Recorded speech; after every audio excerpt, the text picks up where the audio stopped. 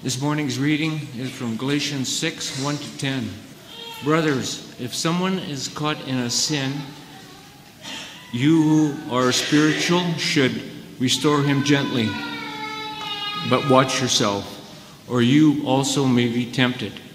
Carry each other's burdens, and in this way you will fulfill the law of Christ. If anyone thinks he is something when he is nothing, he deceives himself. Each one should test his own actions. Then he can take pride in himself without comparing himself to somebody else. For each one should carry his own load. Anyone who receives instruction in the Word must share all good things with his instructor. Do not be deceived. God cannot be mocked. A man reaps what he sows. The one who sows to please his sinful nature, from that nature will reap destruction. The one who sows to please the Spirit, from that Spirit will reap eternal life. Let us not become weary in doing good, for at the proper time we will reap a harvest if we do not give up. Therefore, as we have opportunity, let us do good to all people, especially to those who belong to the family of believers.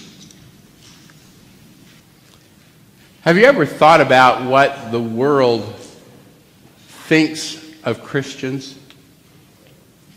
Have you ever thought about sometimes the way they even satirize us? Several years ago, there was a TV program. It was designed as a comedy. It was a satire. It was an ugly picture. You may have watched part of it. It was called GCB. And we won't get into what the GCB stood for.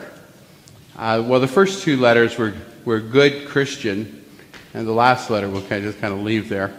And it was a picture of a group of women in a southern church. Probably, I can't remember, it may have been Dallas, something like that. And this group of women was a very powerful clique within the church. And it portrayed them because they were kind of the power in that church. And kind of centering within that group was a lot of gossip and a very harsh and vicious tone. It was brutal.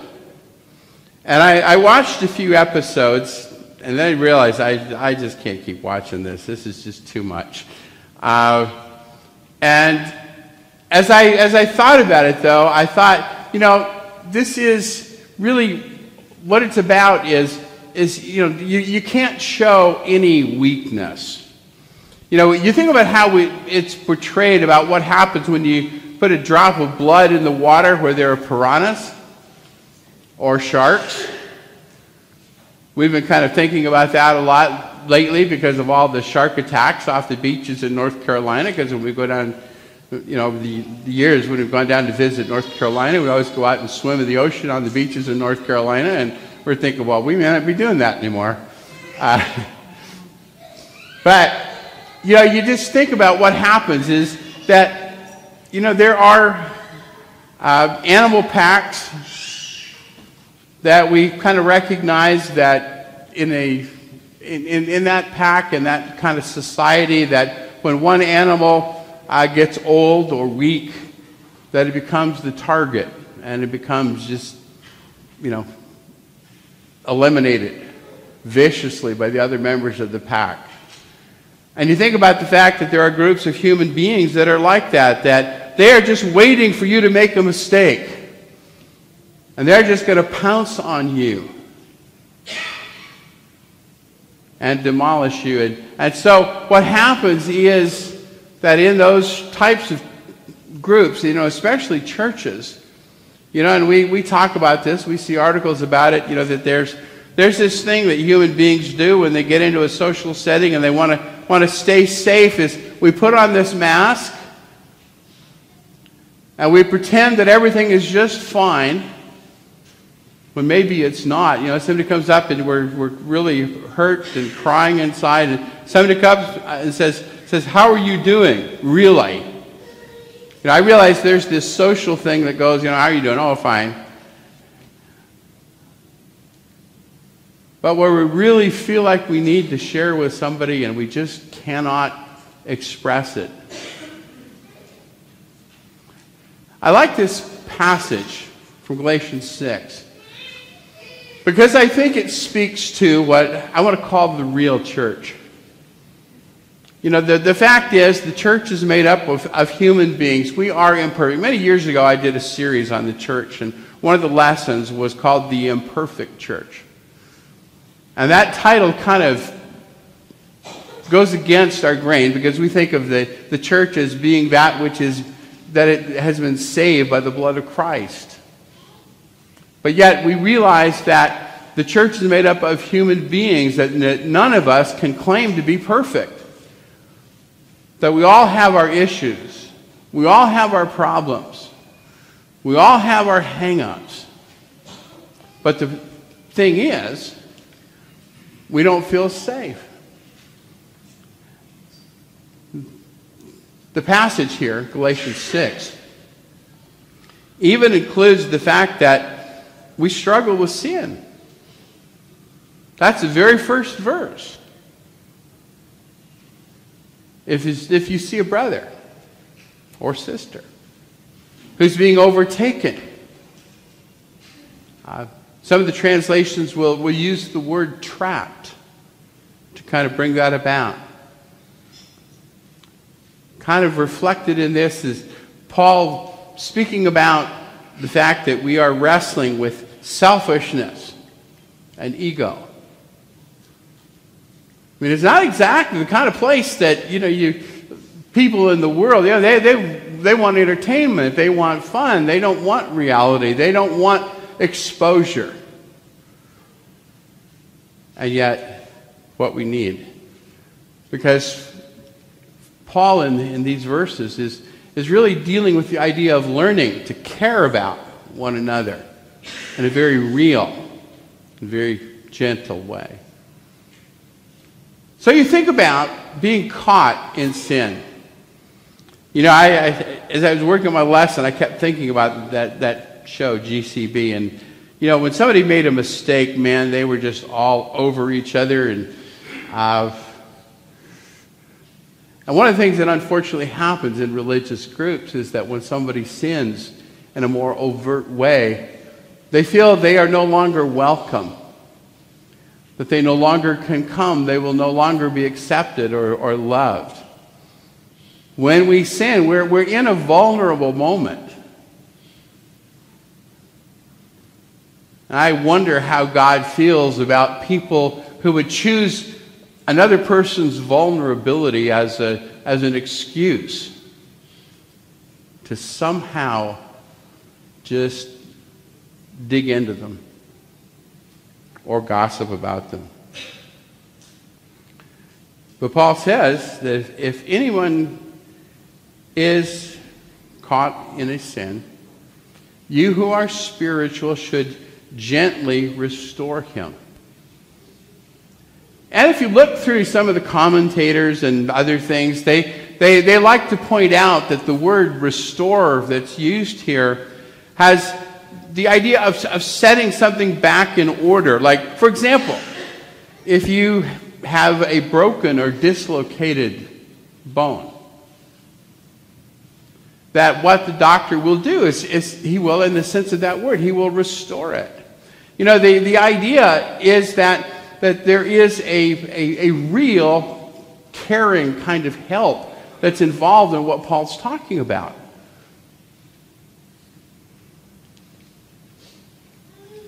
Now, he addresses this to you who are spiritual.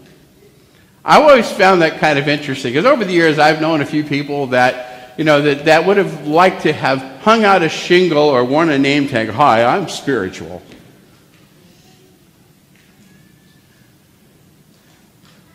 It's not a self-proclaimed kind of a thing. Think about the context in Galatians 6. What has immediately preceded this in chapter 5 is the contrast between the works of the flesh and the fruit of the Spirit. And as Paul has identified the fruit of the Spirit, love, joy, peace, kindness, patience, meekness, gentleness, faithfulness, self-control, against such there is no law. That this is what he means by spiritual. It is somebody who has a level of spiritual maturity. And that includes other things. One of the things I like to think about with the fruit of the Spirit, is that so often, we think of fruit as individual things, which is partly true. But to also realize that this is an overall picture. It isn't like we go to the supermarket and we're shopping for fruit and we pick up an apple and we pick up an orange and we pick up some grapes and that what Paul really has in mind is something that is not that a bunch of isolated things, but I often think of it like the qualifications of elders that Paul gives to Timothy and Titus, that these are not isolated things like kind of a checklist. These are descriptive of a larger picture of what happens when a person is spiritually mature. So that there would be other qualities and characteristics that would be part of that. One of them is humility, which he does include in this. Compassion. Well, that's love. But yet, to think about how somebody would help and work with and restore. The other idea with the word restore here that's interesting is that it's used in a way that suggests not a single event, but something that would be done over time. I mean, how many problems can we solve in one easy sitting? And obviously, it's not a person who comes in with the idea that, oh, hi, let me come in and help you. I'm going to fix you. But rather, it's the compassion to spend time and to care and to share with that person. And if you look at what Paul is saying here, you kind of see the picture of why maturity is needed. One is that this person is not coming out of a sense of self-righteousness. Hi, I'm perfect. I am right. Let me come fix you and help you. You kind of see somebody run screaming from the room because that's not the way that we can effectively help and approach somebody. Paul uses that word gently. So often people in the name of the religious world have dealt with people's weaknesses, failures, sins. We talk about people wearing army boots and just trampling all over them. There's a gentle compassion, an understanding. We think about Jesus dealing with the sinful woman. She's come in to anoint his feet. And you have the Pharisees who are criticizing her. You have the disciples who are criticizing her. And you have Jesus who's welcoming her. And there's also the warning. This is why you need spiritual maturity, is because it's so easy to get caught up in another person's sin, isn't it?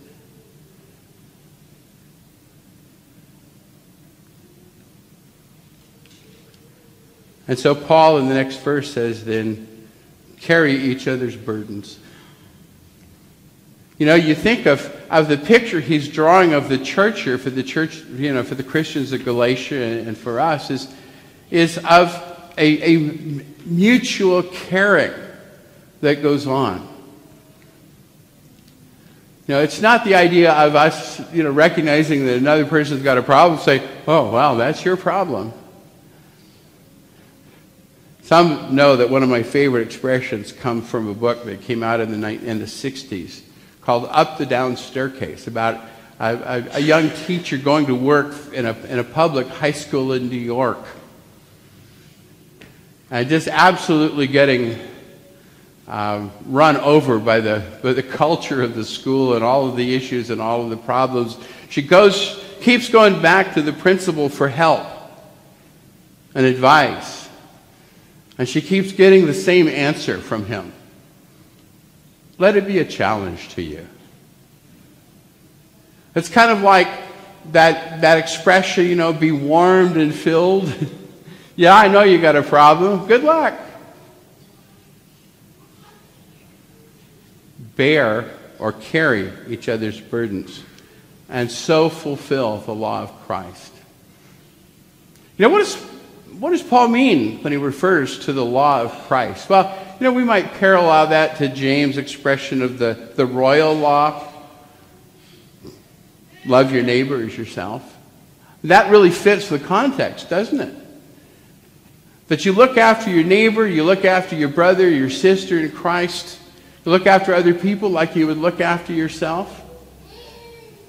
Even thinking about how Paul does it in Ephesians, talking about husband and wife, looking after each other like they would look after especially the husband, look after your wife like you would look after your own body. Well, I think the image that Paul's creating of the church, or for the churches in Galatia, that it is that kind of care. It's something that bridges all of the cultural breaks that are there. But also to look to yourself.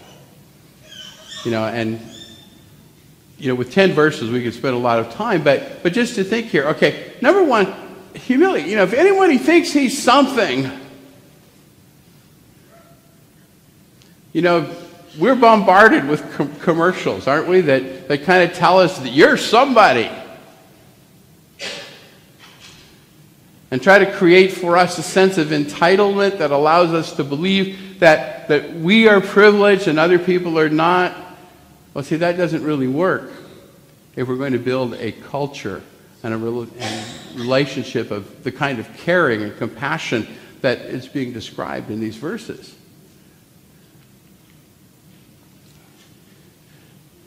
Self-evaluation. Often religion has gotten the image that what believers, what Christians are about, are people who judge other people very harshly. They're like those women on GCB. They are nitpickers. They are fault finders. And Paul says basically we need to take the look more into ourselves than into others. And therefore we need, as we help to carry one another's burdens, we need to carry our own load, that we have responsibilities. We have, notice that we need to be looking at ourselves, not in the sense of the pampered entitlement, but in the sense of the fact that we need to be aware of what we need to be doing and of our own reality. And then to ask, what are we growing? One of the passages, maybe one of the most preached on passages in Galatians 6 is the sowing and the reaping. What a man sows is what he's going to reap. So if you sow to the flesh, you're going to reap corruption. If you sow to the Spirit, you're going to reap eternal life. And what are we really investing in? And what are we really doing? Well, see, this is what's going to create the spiritual people who are going to be helpful for others. They're not perfect people, but they're people who have grown in those qualities that make them effective. And so he closes in verse 10, therefore, as we have opportunity, let us do good to all people, especially to those who belong to the family of believers. One of the saddest things in my life has been having heard this verse argued about who is and who is not included. Can you believe that? Look at the verse. Is there anybody in that verse that is not included as an object for whom we would be doing good? As we have opportunity, let us do good to all people. See, that's what makes the church people who care. That they are people of compassion, a people of humility, people who are looking to help and restore and to heal, people who are growing, spiritually mature, people who are serving. Okay. One of the reasons that I thought this would be a good lesson to do, and Richard kind of beat me to the punch yesterday, but I think he also helped me, is that you're hearing more and more about a program that we are working in. It's called Celebrate Recovery. And what Celebrate Recovery is a helping program. It's designed to reach out to people.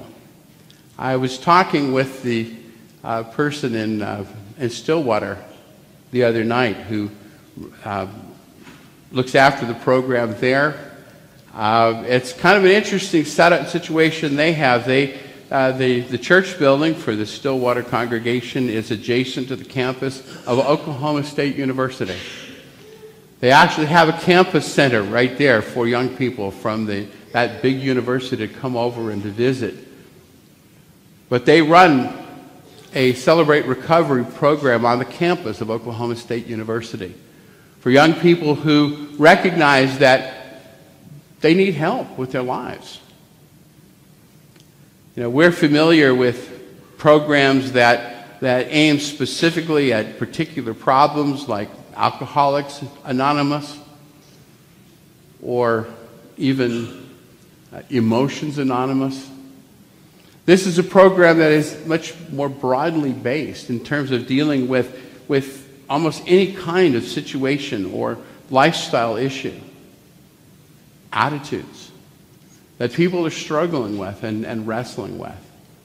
And so as we're looking at trying to unveil this and to work this into what we offer for our own congregation and for people in the community, you're going to be hearing more and more about it because we feel that this is something that is worthwhile.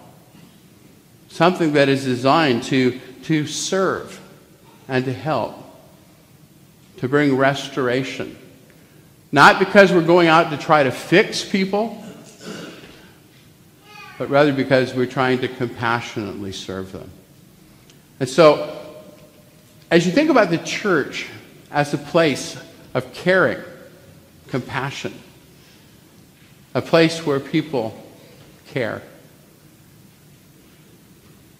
maybe you're realizing or you're thinking that this is something that ultimately I could use, or something that I think I could help with. I have dealt with certain issues or dealt with certain problems that I could be of benefit and service to others. But we want to realize that all of us are in some way facing challenges and problems. None of us can come at this from a position of perfection and having worked it all out. And I think that's what makes something like Celebrate Recovery worthwhile. As Chad and I were planning today, he said, well, what song should we close with? And I thought, well, how about God's Family? And so he just met me out in the hallway before we started. He said, okay, good, you get to lead it. Because he's with the teens. So let's stand as we sing.